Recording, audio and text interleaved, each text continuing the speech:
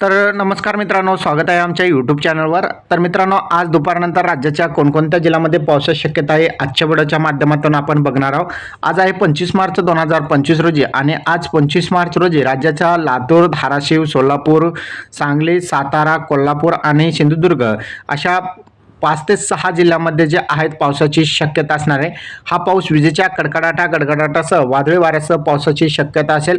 वाऱ्याचा वेग जो आहे 30 ते 40 किलोमीटर प्रति तासाने जे आहे वाऱ्याचा वेग असणार आहे, त्यामुळे तुम्हाला वादळ थोडा पाहायला मिळेल। त्याचबरोबर तुम्हाला विजेचे कडकडाट आणि गडगडाट सुद्धा पाहायला मिळेल आणि त्यामुळे पाऊस सुद्धा हलक्या स्वरूपाचा तुम्हाला पाहायला मिळणार आहे। इतर संपूर्ण जे राहिलेले जिल्हे आहेत त्यामध्ये मात्र हवामान जे आहे कोरडे पाहायला मिळणार आहे, कोणत्याही ठिकाणी पावसाची शक्यता नसणार आहे।